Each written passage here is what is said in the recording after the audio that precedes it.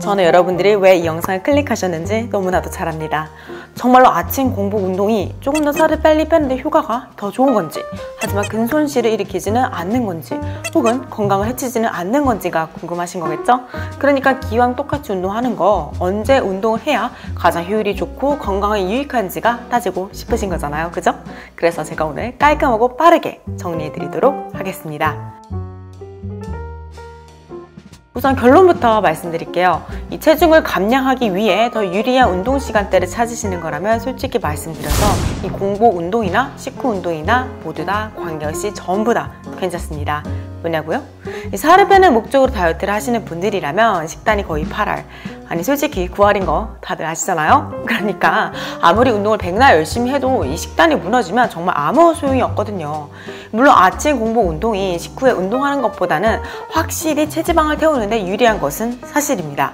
왜냐하면 우리가 식사를 하고 나서 이 남는 잉여탄수화물을 1차적으로는 글리코겐 형태로 이 간과 근육에 저장을 하고 나서 이 글리코겐을 저장할 수 있는 용량을 초과한 이 나머지 잉여탄수화물은 이 체지방으로 전환해서 체내에 저장을 시키게 됩니다.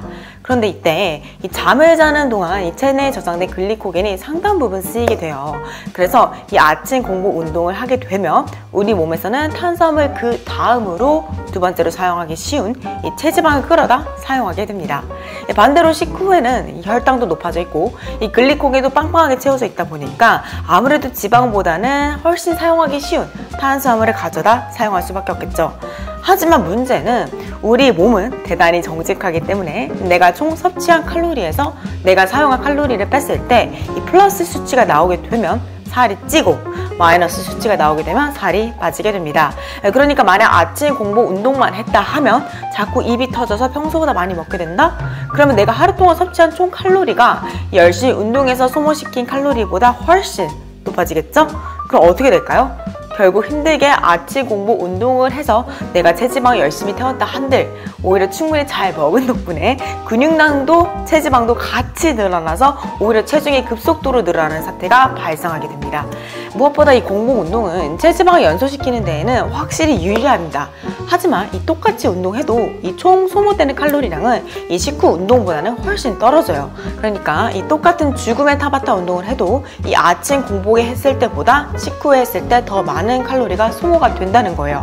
왜냐하면 아침에는 우리 뇌를 깨우기 위해 코르티솔 수치가 굉장히 높아지게 되거든요.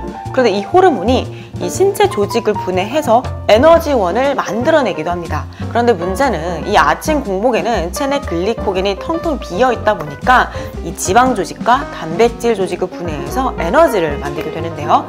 다시 말해서 탄수화물에 비해 사용하기가 굉장히 까다롭고 복잡한 체지방과 근육을 분해해서 에너지를 생산하게 됩니다. 그런데 여기서 문제는 당연히 지방과 단백질은 탄수화물만큼 빠르고 효율적으로 에너지를 신체에 공급하기가 어려워요. 그럼 당연히 대사율이 떨어지겠죠? 그 결과 운동 효율이 떨어지겠죠? 그럼 어떻게 될까요? 총 소모되는 칼로리량이 이 똑같은 운동을 해도 훨씬 떨어지게 됩니다. 그뿐인가요? 나의 소중한 근육을 분해해서 에너지로 만들어내기 때문에 근손실이 올 확률도 굉장히 높아지게 됩니다. 그럼 결국 근육량이 감소되기 시작하면서 기초代謝량도 같이 떨어지게 되겠죠. 그래서 이 과체중에서 비만이기 때문에 좀 장기적으로 오랜 기간 다이어트를 해야 하는 경우에는 말이죠. 이 오히려 아침 공복 운동이 이 근손실을 유발하면서 기초代謝량을 서서히 감소시키다 보니까 점차 살이 잘 찌는 체질로 바뀌게 됩니다. 그러니까 살이 더디게 빠지게 되는 현상이 나타나는 거예요. 그럼 당연히 다이어트 실패 확률도 대단히 높아지게 되겠죠. 그래서 총 정리를 하자면 아침 공복 운동이 체지방 연소에만 유리할 뿐이지 장기적인 체중 감량에는 오히려 불리할 수 있다는 겁니다. 그런데 사실 저는 아침 공복에만 운동을 하고 있어요. 그 이유는 첫 번째로 제가 야식을 먹지 않으면 잠에 들지 못하는 일종의 야식 증후군이 있습니다. 그래서 매일 야식을 먹고 잠이 들다 보니 아침 공복에도 이 빵빵하게 채워져 있는 이 글리코겐을 빠르게 소실을 시켜야 되는 거예요. 왜냐하면 이 글리코겐은 이틀에서 3일 정도 지나면 지방으로 전환되기 시작하거든요. 그래서 이 체지방으로 전환되기 전에 빠르게 글리코겐을 태우기 위해서 아침 공복 운동을 하고 있고요.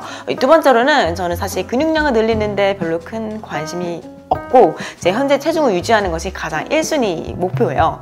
그래서 이 근손실에 대해서는 사실 그다지 크게 의식하는 편이 아닙니다. 마지막으로 제가 아침형 인간이기 때문에 아침에 운동하는 게 그냥 몸에 잘 맞아요. 그러니까 그냥 제 타고난 체질이 아침 공복 운동이 잘 맞는 거예요.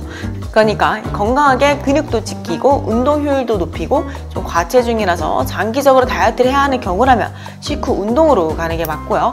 저처럼 근손실에 큰 관심이 없고 야식을 좀 즐겨 먹고 좀 급진급발을 주로 하시는 분들이라면 아침 공복 운동을 추천드리고 싶습니다. 어쨌거나 저쨌거나 오늘 영상도 여러분들께 많은 도움이 되었기를 바라며 저는 이쯤에서 영상 바로 마치도록 할게요.